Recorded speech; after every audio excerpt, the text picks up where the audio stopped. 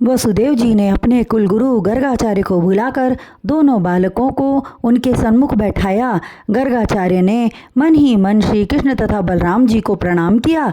तत्पश्चात द्विजाति संस्कार करने के उपरांत गायत्री मंत्र से विधिपूर्वक यज्ञोपवीत संस्कार किया। वासुदेव जी ने प्रसन्न होकर याचकों तथा ब्राह्मणों को स्वर्ण, भूमि, रत्न तथा गौएं दान की और उत्तम व्यंजनों का भोजन कराकर सम्मानपूर्वक विदा किया। कृष्ण और बलराम जी का ब्रह्मचर्य अखंड था, अतः संसार को दिखाने के लिए पिता एवं कुलगुरु गर्गाचार्य का आदेश मानकर विद्याध्ययन हेतु अवंतीपुर के ब्राह्मण सांदीपनी जी के पास गए और उनके चरणों में अपना मस्तक रखकर प्रणाम किया तथा विद्याध्ययन करने की अभिलाषा व्यक्त की।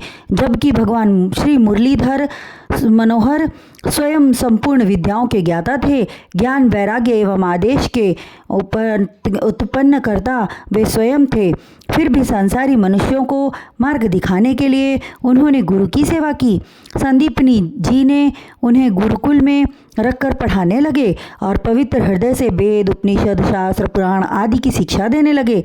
एक समय गुरुपत्नी ने ईंधन के लिए वन में जाकर सूखी लकड़ियां लाने हेतु कृष्ण तथा उनके मित्र सुदामा, गुरुकुल के मित्र को जो जाति के से ब्राह्मण थे, को भेजा तथा थोड़ा सा चना देकर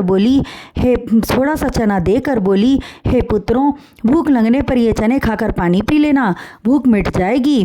जब श्री कृष्ण जी और सुदामा वन में पहुँचे तो जमीन पर उन्हें गिरी हुई सूखी लकड़ियाँ न मिली। सो कृष्ण जी बोले, हे मित्र सुदामा, मैं वृक्ष पर चढ़कर लकड़ियाँ तोड़ तोड़ कर नीचे गिराऊंगा, तुम उन्हें इकट्ठी कर लेना और हाँ, यह चने की पोटली तुम ले लो, क्योंकि वृक्ष पर चढ़ने से चने की पोटली खुल जाने का भय है। यह कहकर कन्हैया जी ने पोटली सुदामा को दे दी और स्वयं वृक्ष पर चढ़कर लकड़ियाँ काटने लगे। नीचे लकड़ियां बीनकर इकट्ठी कर रहे सुदामा को अत्यंत तेज भूख लगी, तब वे अकेले ही चने चबाने लगे। हे राजा परीक्षित, लकड़ियां तोड़ रहे कृष्ण जी के कानों में चने चबाने की आवाज़ सुनाई दी। तब वे कहने लगे, अरे मित्र सुदामा, कहीं तुम अकेले गुरु माता के दिए हुए चने तो नहीं खा रहे हो? त्रिलोकीनाथ के वचनों को सुनकर प्रथम तो सुदामा घबराए, फिर झूठ का सहारा लेकर बोले, नहीं मित्र, तुम्हें भ्रम हुआ है, मैं भला अकेले ही चने क्यों खाने लगा? कृष्ण बोले, तब कैसे कटकट का स्वर मुझे सुनाई दे रहा है? सुदामा ने पुनः झूठ बोला, मित्र कृष्ण, अत्यधिक सर्दी के कारण मेरे दांत बज रहे हैं। अंतर्यामी श्री कृष्ण जी क्या नहीं जानते थे? सुदामा के झूठ को जानकर भी चुप रहे। हे राजन, मित्र से कपट करने के कारण सुदामा परम दरिद्र हुए। हे राजन, संदीपनी गुरु से श्री कृष्ण एवं बलराम जी ने 64 दिन में संपूर्ण विद्याएं सीख ली। उन्हें इतने अल्प समय में पूर्ण विद्याओं के सीख जाने से संदीपनी गुरु को अत्यंत हर्ष हुआ, साथ ही आश्चर्य भी, क्योंकि 64 दिन में धनुर्वेद, शास्त्र, पुराण, उपनिषद आदि को कंठस्थ याद कर लेना असामान्य बात थी। वे विचार करके यह तर्क निकाले कि अवश्य ही ये दोनों बालक अवतारी हैं, अन्यथा सामान्य बालकों के वश की बात नहीं है। हे राजन, विद्याएं अर्जित करने के उपरांत श्री कृष्ण तथा बलराम जी गुरु संदीपनी के चरणों में दंडवत करके कहने लगे, हे गुरुदेव, आपने हमें विद्याओं में पारंगत कर दिया, हम आपके ऋणी हो गए। यदि मैं आपकी सेवा जन्म जन्मांतर तक करता रहूं, फिर भी उऋण नहीं हो सकूंगा। हे गुरुदेव, आप जो आज्ञा दें वही दक्षिणा मैं आपको अर्पित करूं। उनके वचनों को सुनकर संदीपनी गुरु कहने लगे, हे शिष्यों, मेरी कोई अभिलाषा नहीं है, परंतु तुम्हारी गुरु आइन को कोई इच्छा हो सकती है, अतः मैं उससे पूछकर तुम्हें बतलाता हूँ। यह कहकर संदीपनी जी अपनी स्त्री के पास जाकर कहने लगे, हे प्रिय, ये दोनों बालक अत्यंत तीव्र बुद्धि वाले हैं। जिन विद्याओं को अन्य बालक वर्षों अध्ययन करने के उपरांत भी नहीं सीख पाए, उन विद्याओं को ये दोनों बालक केवल 64 दिन में याद करके मुझे सुना दिया है। इससे यह ज्ञात होता है कि ये देव पुरुष हैं, अतः तुम्हारी जो इच्छा हो इनसे मांग लो। उनके वचनों को सुनकर पंडिताइन जी कहने लगी, हे स्वामी, मुझे हर घड़ी अपने पुत्र की याद आती है। यदि मैं इससे अपना पुत्र वापस लाने को कहूँ जो समुद्र में डूब गया, तो क्या मेरे पुत्र को लाकर मेरे सन्मुख खड़ा कर देंगे?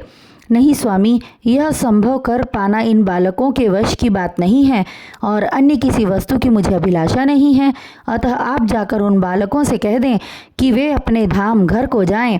हे राजा परीक्षित, गुरु संदीपनी के सन्मुख गुरुवाणी को बिलखते देखकर कृष्ण और बलराम जी उनके निकट आए और कहने लगे, हे माता, तुम अपने मन में किसी प्रकार का संशय न करो और हमें आज्ञा दो कि हम कौन सी वस्तु दक्षिणा स्वरूप लाकर तुम्हारे चरणों में अर्पित करें।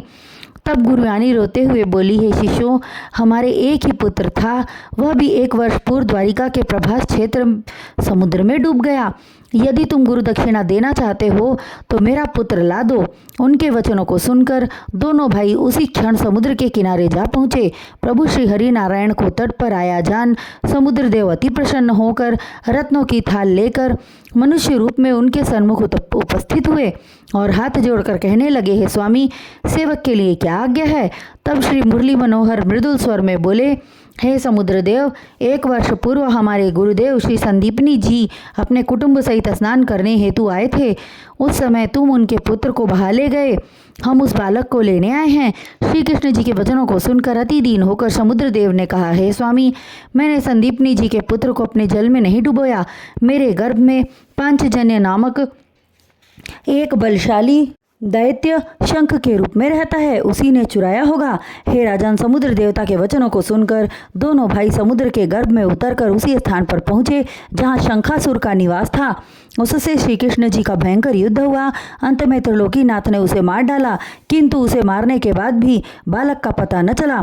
तब वे पांचजन्य शंख को लेकर बाहर निकले। उस दिन से भगवान श्री कृष्ण के हाथ में सदैव वह पांचजन्य शंख विराजने लगा। तत्पश्चात वे बलराम जी से बोले, हे दाऊ भैया, अब हमें यमलोक चलना चाहिए। बलराम जी अपनी स्वीकृति उन्हें प्रदान की। फिर वे पल भर में यमपुरी के द्वार पर जा पहुँचे और पांचजन्य शंख को बजाया। शंख की ध्वनि सुनकर अपना सिंहासन छोड़कर यमराज जी दौड़ते हुए बाहर आए और श्री कृष्ण जी के चरणों में दंडवत प्रणाम करके सम्मान सहित ले जाकर सिंहासन पर बिठाया और स्तुति करने लगे। उसके बाद विनय पूर्वक आगमन का कारण जानना चाहा। भगवान श्री कृष्ण जी कहने लगे, हे यमराज, आप संयमनी पुरी के स्वामी हैं। सांसारी प्राणियों को उनके कर्मों के अनुसार बांध कर ले आते हो। हमारे गुरु संदीपनी जी का पुत्र 1 वर्ष पूर्व समुद्र में डूबकर मर गया था। मैं उसे वापस ले जाने के लिए आया हूँ। प्रभु के वचनों को सुनकर यमराज ने संदीपनी के पुत्र को उसी समय लाकर उनके सन्मुख उपस्थित कर दिया। तत्पश्चात उस बालक को लेकर कृष्ण तथा बलराम जी संदीपनी गुरु के पास आए और बालक को सौंपते हुए बोले, हे गुरुदेव, यदि कोई और इच्छा हो तो उसे भी बिना संकोच प्रकट करें। संदीपनी गुरु उनके वचनों को सुनकर प्रेम पूर्वक कहने लगे, हे प्रभु, जिसके शिष्य आपके समान हो उसकी समस्त इच्छाएं स्वयं ही पूर्ण हो जाती हैं। मैं यह आशीर्वाद देता हूँ कि संसार में तुम दोनों भाई को संपूर्ण विद्याएं चिरस्थायी रहेंगी और तुम्हारा यश समस्त लोकों में छाया रहेगा।